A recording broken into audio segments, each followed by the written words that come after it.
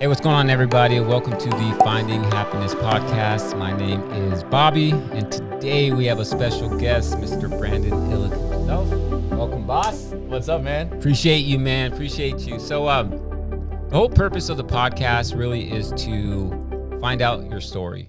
And today, the reason why I brought Brandon on is I want to know more about who Brandon is, what you do.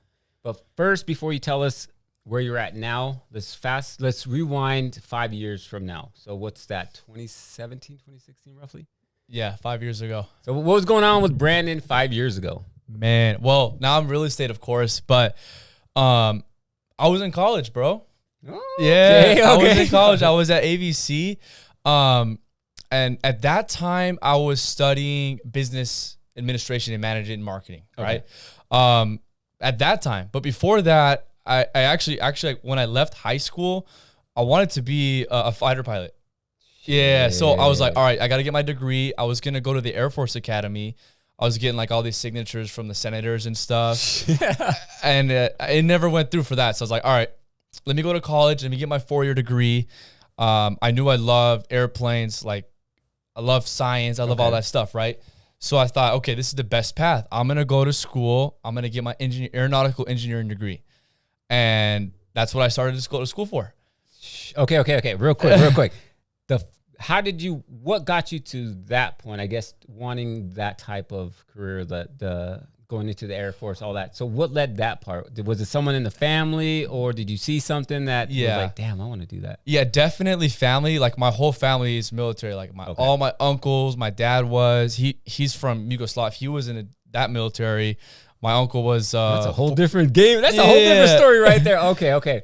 No, all my uncles they were Army, Marine Corps. My uncle was a Force Recon Marine, and he kind of, when I was a kid, took me on doing adventure stuff, watching like Arlie Ermy. I don't remember the show's name, but on the History Channel. I grew up watching that stuff, science, stuff like that. So I kind of gravitated towards that. Do you feel like that path was kind of laid out already, or did you feel like you had pressure to kind of go that route, or it was more of like, hey, my family did it, my pops, my uncle, like I want to follow that, I want to do that too, or like be like it was that? Never like I'm gonna be this, okay, right? I was always just curious about like all that stuff. Like I wanted to be an astronaut at one point, or I wanted to do cool stuff. I was just very curious in that. Like I used to take apart like VCR things as a kid and like tinker with stuff and never put it back together, but I'd always take shit apart. Okay. So I was into cars and stuff. So it wasn't laid out.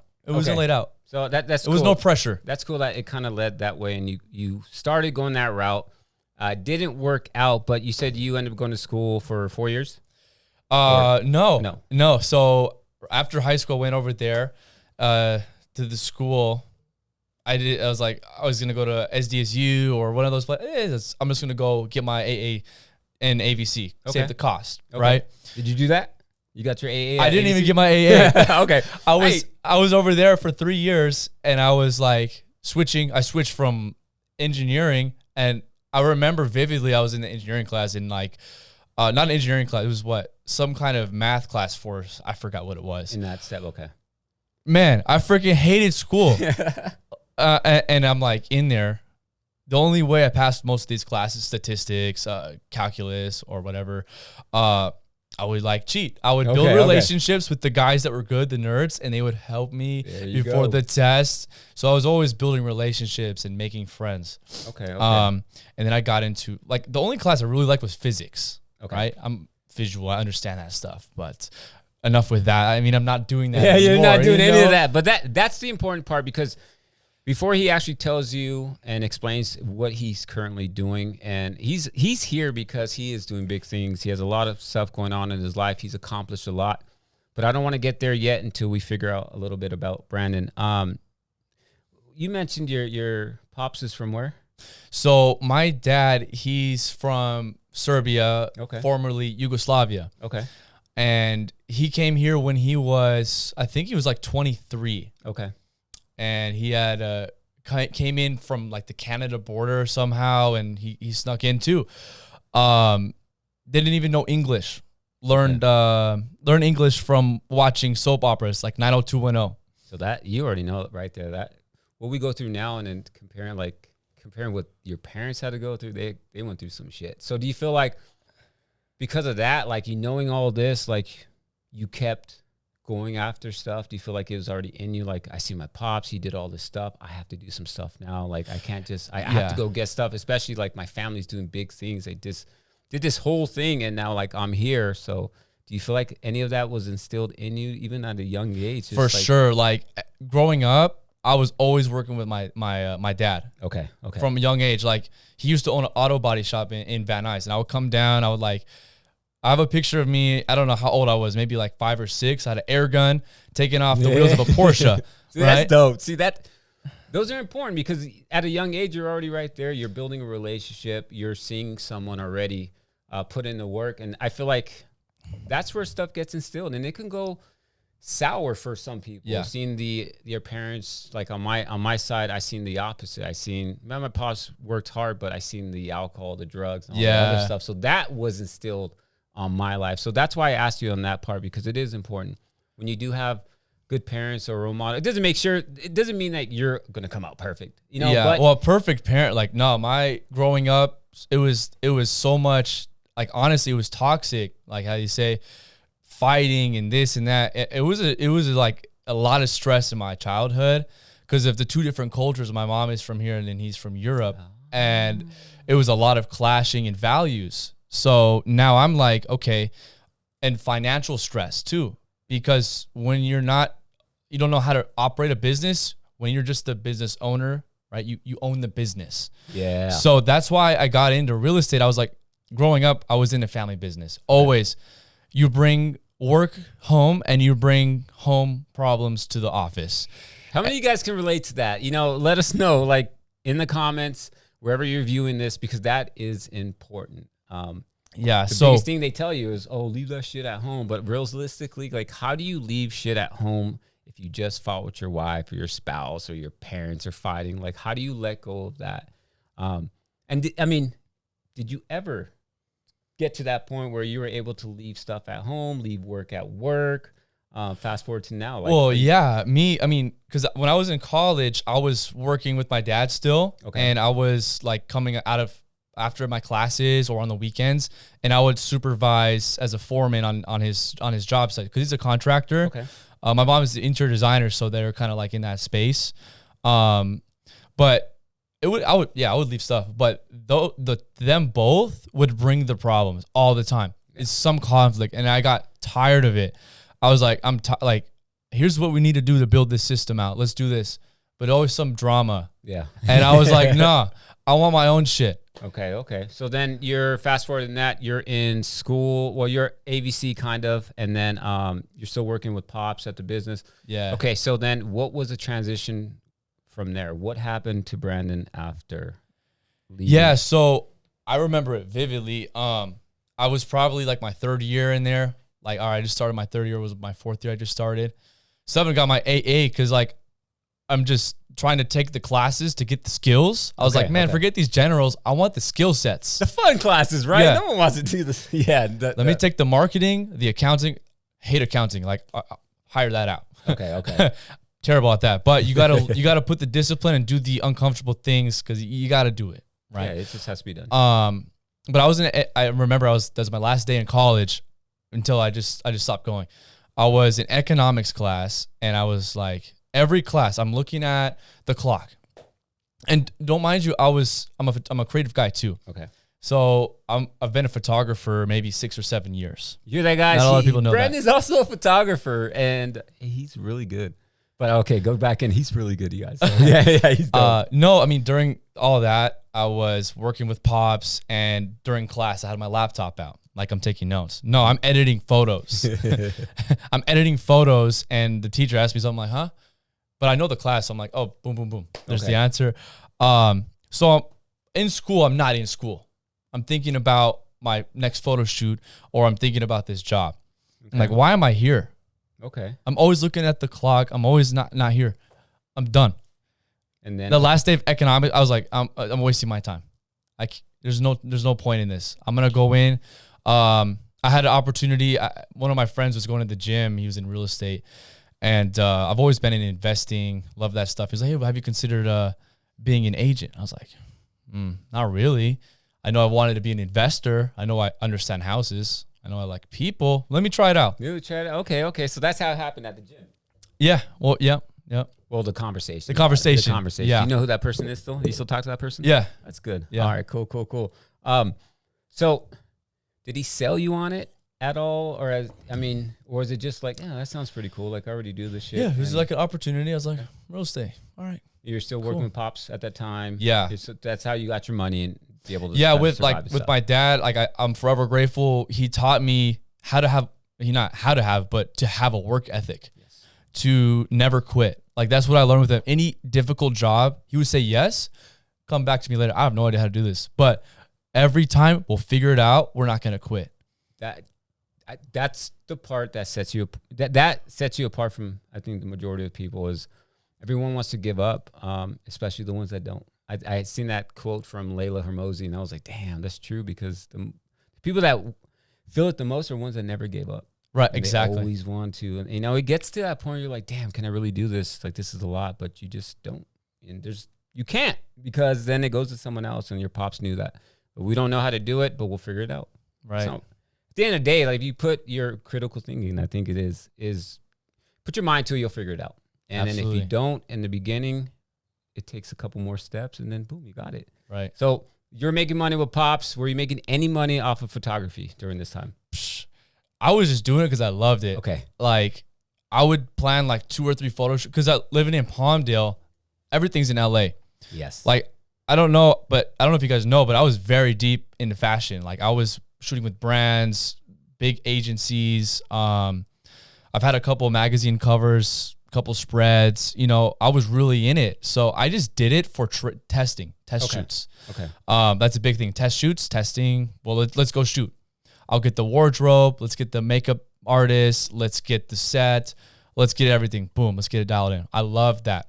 Just that fast teamwork, and then I was learning lighting, all this stuff, Were you getting, okay. And in this part of your life, it was more on the passion, the creativity, because there was no paint right there, right? It was mainly just... I was making my money, and it was something I did on the weekends. Okay. After I did work, after I did this job, I'm like, all right, this weekend, I got this shoot. This is going to be fire, right? That's what I looked through the whole week. So I hated construction. You don't even know. Yeah. On my end growing up, that was like the biggest part, was like construction. They get good jobs, man. They get paid good. It's a great job. And I'm like, it's hard work. Like, yeah. They get paid good because they're outside. They're wearing long sleeve shirts and hats and shit when it's 110 degrees. Like, yeah, that's why they're getting paid. So like, if you want that life, go for it. It is rewarding, but it's hard work.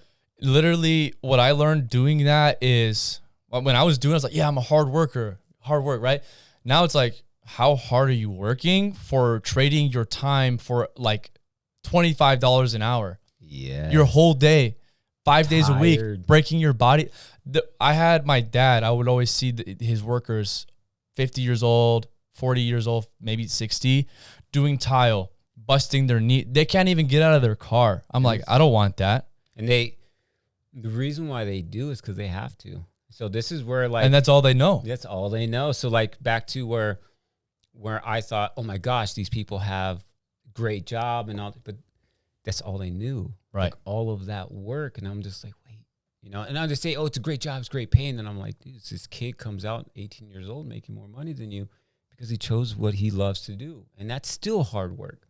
So it's never about the hard work. It's about, like, I guess your mindset, to where, like, you started realizing, okay, you went to school, started doing photography, realizing, all right, I'm making money with Pops, the construction, but this isn't it.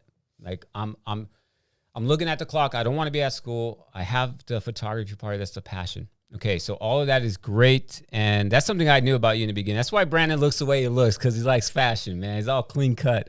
So fast forward to that is, how did you get in? So how did photography, were you still doing photography and having a conversation about real estate, right? Yeah. Okay, so then what was your next step to make that transition into, this is it. Let me take the test. Let me try it out.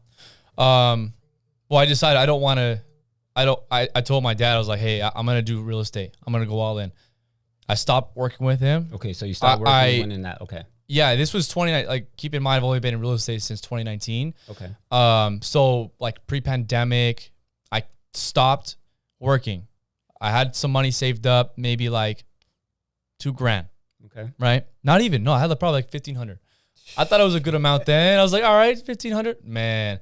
Yeah. Did you know? Right. And then I just stopped it. Studied. It's audit. I was obsessed. Okay. I got in the business. I went to Keller Williams. I didn't even care about interviewing other brokers. I was like, I want to start this and I want to give it my all. Because every sport that I've been in, anything that I've done up to that point, I've done it and then quit. Okay. Like this sport, done it and quit. Because I didn't, society's like, hey, do this.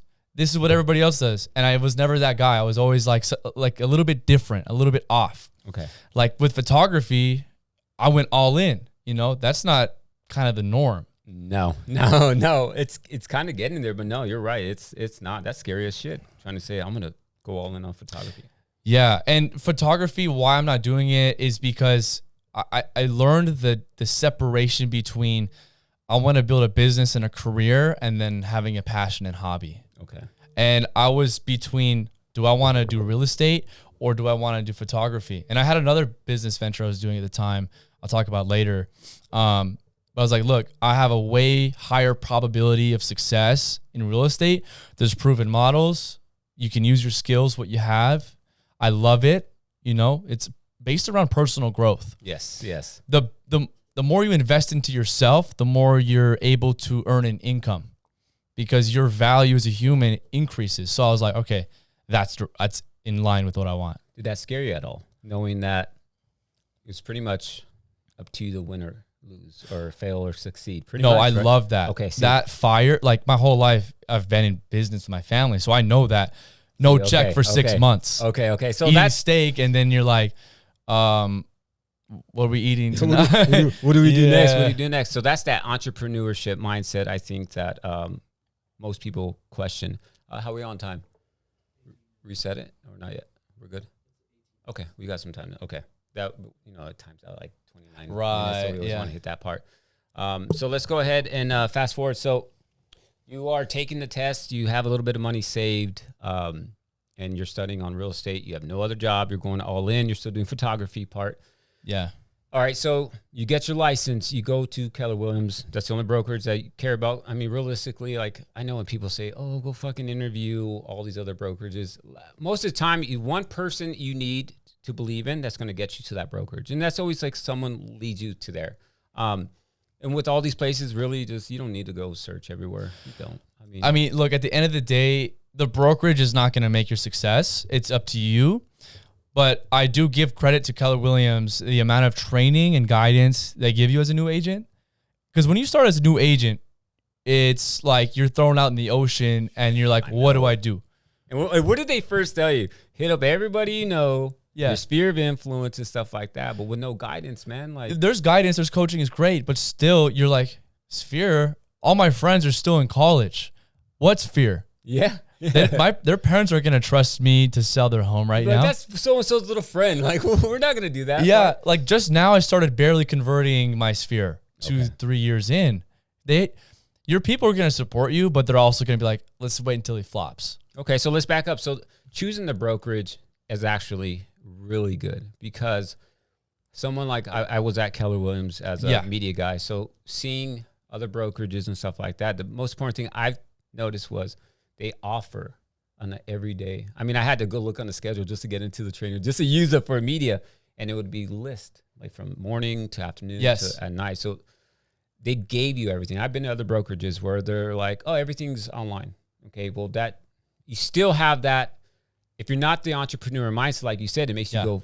You're on fire. You want it. Like you don't need that. But some agents, man, when they're transitioning, they're not transitioning because their mindset or entrepreneurs. They're doing it because someone told them real estate is cool. You can do a lot of stuff here. They don't set the people don't set the expectation on what real estate really is. So that's where the brokerage comes in, your leadership and what they really looking to provide. Because at the end of the day, they invest. A lot of or brokers, they invest in all this stuff, and you want the agents to stay as long as possible, but you can't always control everything. The thing what you can do is provide value. So what I'm saying is, shout out to K-Dub over at the AV. Like, I don't give Keller Williams, as I'm talking, enough credit because I don't know what it is on the other side. But when I started, I was going all the, like, any information I can absorb, I'm there. Yes. Every night class, boom, take probably 4 of them. Because what does that do? It eclipses you. You absorb everything to understand what you're doing. What am I here for? Yeah. What do I need to do every day to move the needle forward? And they teach you that right away. They make you understand that this is not just sales. This is a career and a business. They train you to be a business owner. Yes. Shout out to Brandon on this. If you go to his Instagram, we'll link it right there. But he always puts relationships over transactions, which I think is like the most important thing. Because on mine, I'm like, all I do is build relationships through content. Because at the end of the day, that's what you're doing. That's what we're doing. We're having a conversation. Yeah, I'm going to sell your home or help you sell. But if you build a great relationship, that's a long term. And then now you bring in your kids, that whole network. Like when people say, oh, was anybody passed down like a database? And I'm like, what? My dad's drug dealers and shit. Like those are not the people. But you have the opportunity, and that's what we're doing here, building relationships. They're going to remember you and whoever you pass it along to. Like the relationships, like me, I started from zero, right? Like people they come from their job and they have those contacts and they already have their sphere of influence. I just did open houses every weekend for like a year and a half straight, 2-3 open houses. Now, how were they in the beginning? I had no idea what I was doing. I'm just over here. I don't even know why I was doing an open house. I was like, I think I'm getting clients. I just did open house to do them. My first one, I remember I baked cookies. I was so fired up. I was like, oh, this is going to be nobody showed up. No, we had one family showed up. And I was like listening to Tom Ferry, mega open house. And I door knocked the neighborhood. I did all this stuff. And it didn't turn into anything, of course. But doing them over and over and over again, you put yourself in a position to build relationships with people who either want to buy now or in the future. Yes. But you build the relationship and stay in touch with them until they are ready. You know, I'm not here to sell you. I'm here to build a relationship with you. That's what lasts like a lifetime pretty much, because what happens? You're not ready to buy or sell? Cool. He's so cool and he's so nice. He's still there and he still provides value. My friend's ready to buy and sell.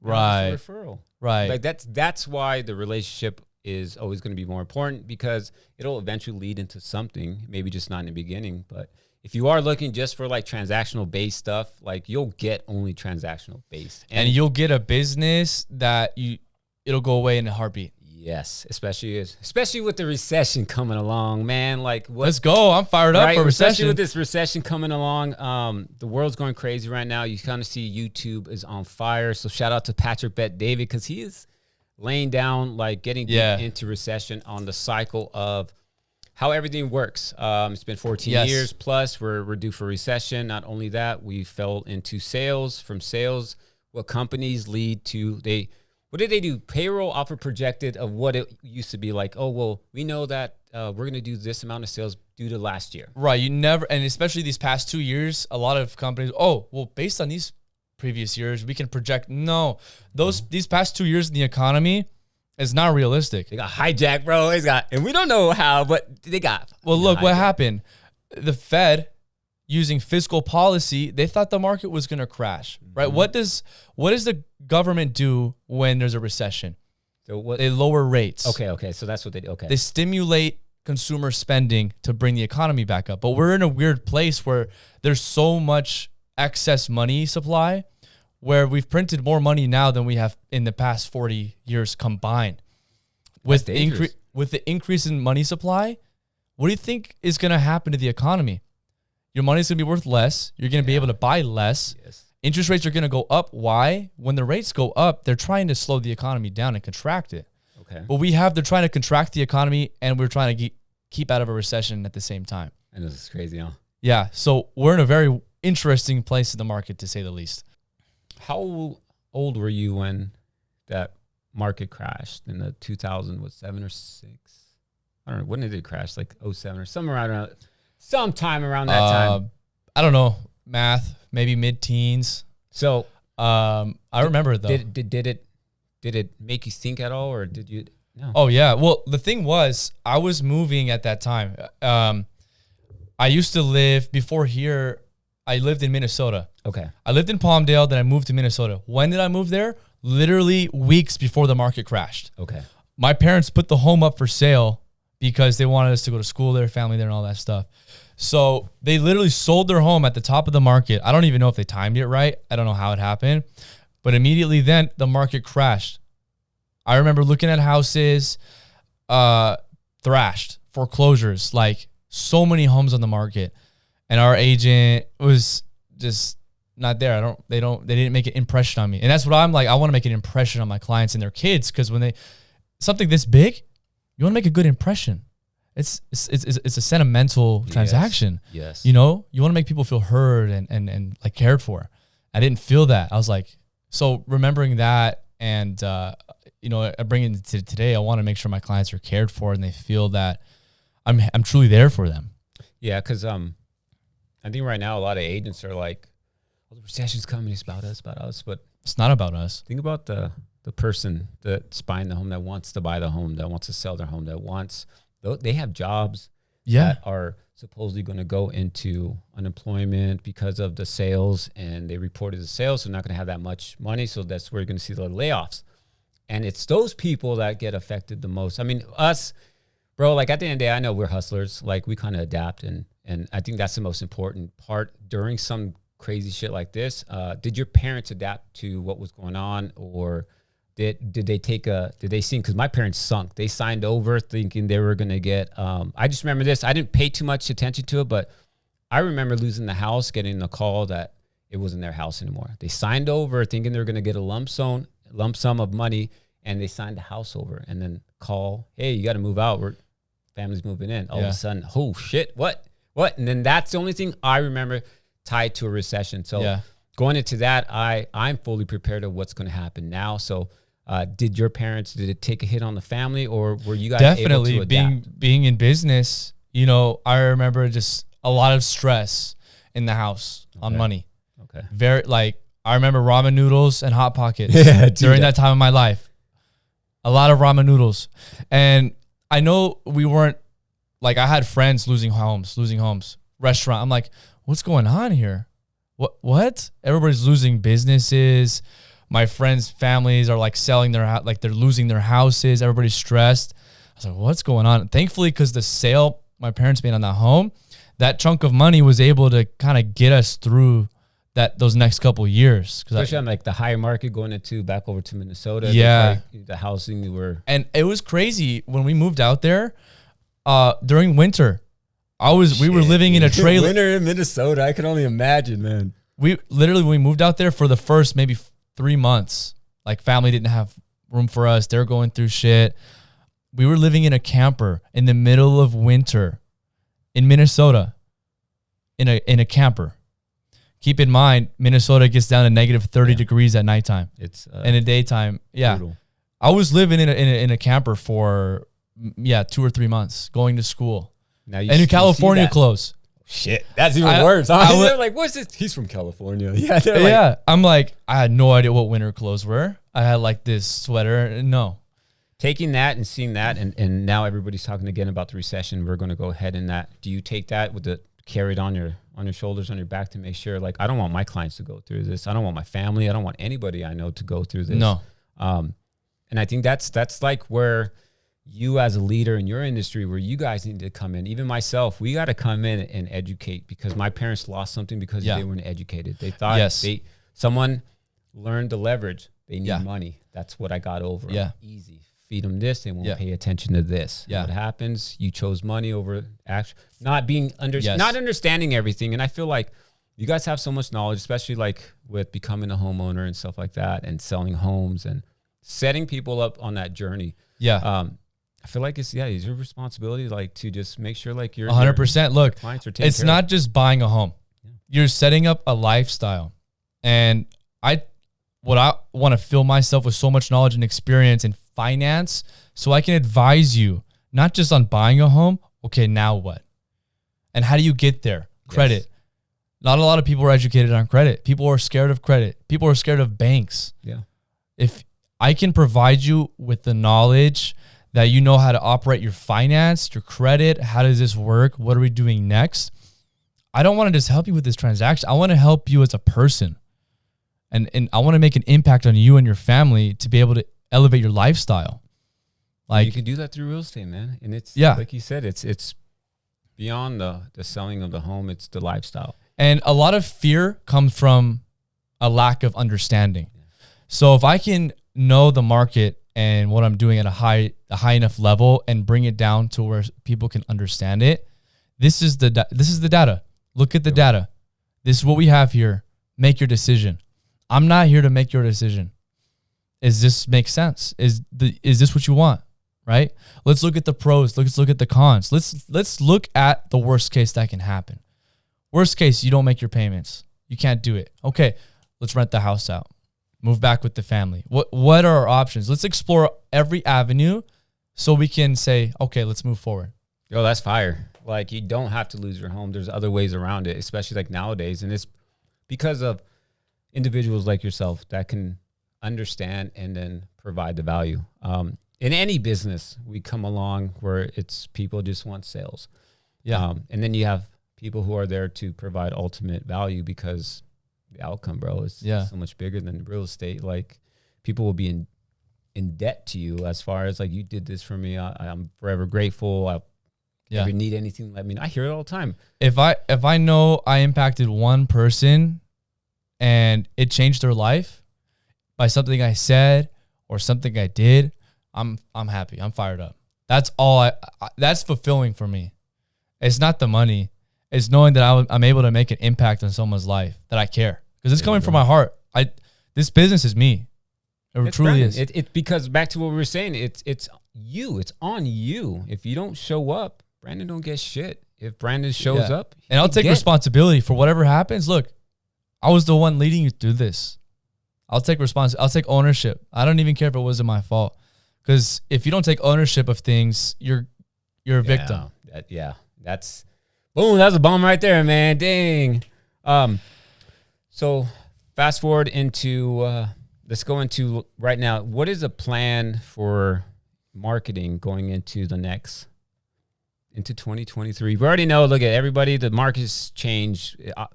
If you're still out there talking about, oh, it's not different, it's not shifting, price reductions are coming. And they're like, oh, well, you got to price it right. At the time, they were priced different, okay? They obviously didn't price it wrong. It's just price reductions are coming because it was priced right at that time, and now we're in a different time. Things are shifting.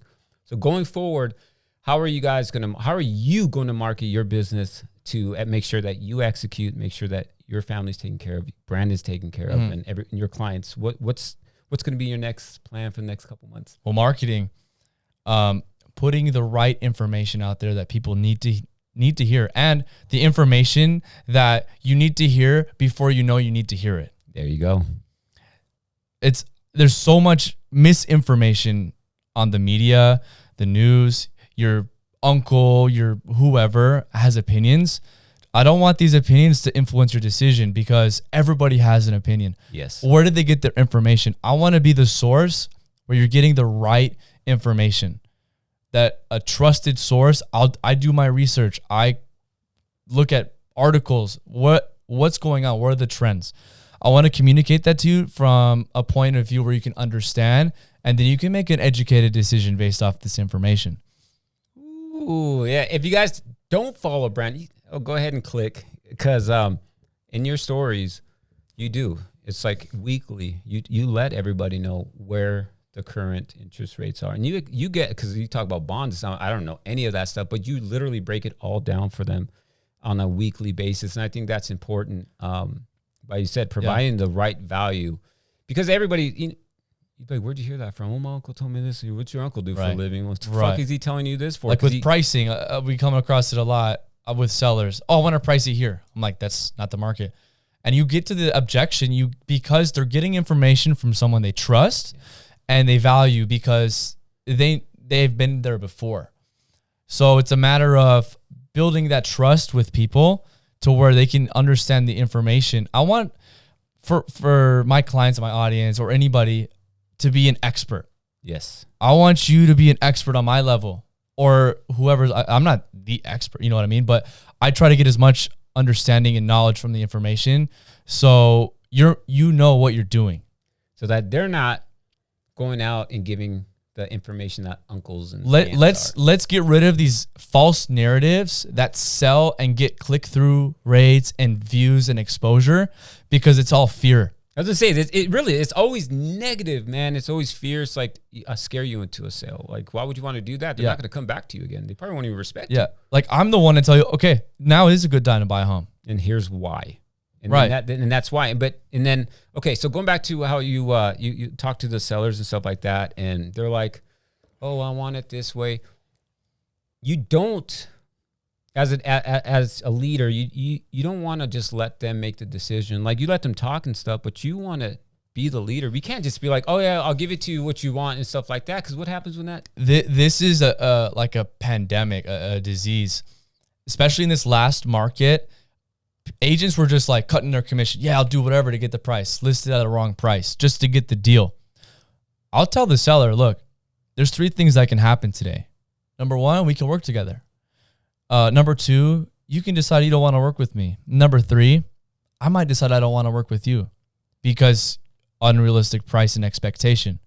Because I'm not going to say yes to something I know that's not reality. You can find out in 6 months, wow, well, that was right. Now, because you didn't want to take a 10% reduction on listing your home, you're going to take a 30% reduction in 6 months from now. Yep. But it's my job to communicate to the seller the state of the market, where it's going, and to tie that to their motivation and their pain. Why are you doing this? Where do you want to go? And what's the bridge to get there? It's my job to make that bridge as clear as possible. And the consequence of doing that is you get paid. That's what when I tell people, it's not about, oh, I got to make the sale. I got to do this. Let's break it up at a higher percentage. Who cares if I take a 1% or 2%? I'll make it up in that. But that's not the case. Like, you go in and you be the leader. Like you said, you make sure that you're there for the right reasons. And if you're not, and then you're not a good fit, then, good luck with everything. I'll provide you information if you ever need it, but you leave it at that. You might not need to sell, and we're going to find that out because I'm going to ask you questions. A lot of salesmen, agents, they lead by telling. That's not selling. Selling is asking questions. Yes. I want to find exactly why you want to do this. Why is this important to you at this time? If it's better for you in 2 years from now, great. I don't want to sell you. I want to make sure you get your needs met. And if it's in 2 years from now, if it's in 5 years, I don't care. I would rather provide you value and walk away because I'm not attached to the outcome. There's plenty of business out there. Absolutely. It's relationships, man. It's just, at the end of the day, you start to write down, what is it that I'm actually doing? And you're building relationships. You're helping people with their situation, and you're even helping them when you don't get them a house, when you don't sell their house. You're helping them understand that what their current situation is, and that's you being a leader, man. There's a lot of agents out here. I've sat around with them, and some of them don't even follow like their list, the seller, or they're not even like friends or stuff like that. It's purely transactional, and that's because of, one, they don't really know who they are. Like their client doesn't really know that agent, and to me, I'm like, that's the best thing you can do is be yourself, be respectful. You don't have to be a douchebag or nothing like that if they're that kind of person. But no, it's just being yourself and attracting the right people, so you don't have to worry about saying, oh, I don't really want to work with you, or just doesn't fit. No, I'm not like, I don't want to work with you. No, like, hey, look, I'm not attached to the outcome. Yeah. I'm here to help you. But bringing it back to leadership, a lot of people can't lead. They can't be stern with what they're saying. They'll bend back on their commission or the price or whatever. That's just a surface level. Most people aren't necessarily leaders in their life because, one, they can't lead themselves. Yeah. They're not in control of their habits, their routines. They're reactive. They're walking around in a reactionary state. So before you can become a good leader, you got to take ownership of yourself. You got to be a leader of yourself and your family. Ooh, you hear that, man? Yo, this is where you guys drop some comments down below, like the little fire guy or some shit, dude, because like he's really just dropping bombs. Man. So far, Brandon has came from working with Pops, learning the construction side, mechanic stuff, into the going to school, photography, real estate conversations at the gym, fashion. Fast forward to today, what exactly are you doing? Today I am with Thomas Palaskis. I'm working with him as director of sales. So, managing the team, keeping the agents, coaching the agents, just kind of being there and make sure things are running while he's expanding the business. So he's out there crushing it, you guys. He's running a team right now. You guys got quite a few agents on there. Yeah, so we have 6 agents. We have a team of 13. We're leveraging more. We've closed over 90 deals so far this year. Ooh-wee. Yeah, so crazy. Look at it, just real quick. When I was on the team with him, we closed that first year 140 transactions during COVID, during the pandemic. I didn't know what I was doing, but I got to see the insights of that, and then to see where you're at with them and how you're leading them. It's inspiring, man. Like, you're doing some good shit. I don't know if you ever realized that, and it's hard for us to kind of sit back and be like, damn, what are we doing? But yeah, you're doing a lot, man. I see you online. You're making content. You're leading everybody. The content is good. It's not like I'm just scaring people or any of that shit. And it's never always about selling with Brandon. You have to literally follow him, please, because you'll see the type of content he provides, especially through the stories. I think that's the coolest part, because you do break down the shit, dude. Sometimes like, damn, I don't know about bonds, but I could tell that guy what the percentages now, because Brent is giving me the thing is, the more you understand about the world, the more confident you're going to be in your decision. Yes. Confidence, it comes from competence. And the more you can understand about the world around you, and not just this one thing in housing, but what influences housing. Yes. The unemployment. How's the GDP? What about consumer confidence? What about the fear index? What about how are people spending their money now, right? How much money? Everything affects everything. How you do anything is how you do everything. Ooh, you hear that, guys? Yeah. So if you don't have your car cleaned, you're not a clean person. Yeah. No, seriously, how you keep your room. Yeah. It's a reflection of what's going on in your head. Yeah. And realistically, I challenge everybody listening to this, like, to take a look at the little things, the room, the office, the car, their head, what's going on in their mindset. Yeah, but just don't look at my computer desktop. Yeah. It needs a little bit of help. Yeah, make sure you book an appointment with him first. That way he knows that you're coming and stuff.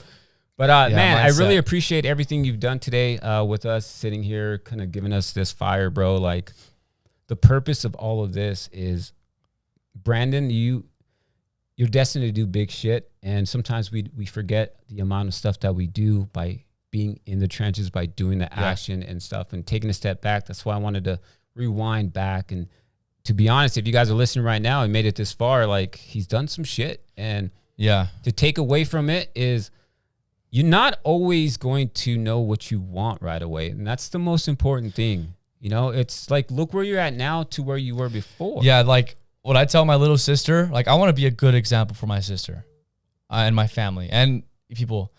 I tell her all the time, life isn't linear. Mm-hmm. You can have the vision, but how you get there is up to God. Yeah. It's not linear. You're going to go here, here, here. But the ultimate goal, you can get there. The steps to get there is up. It's just go.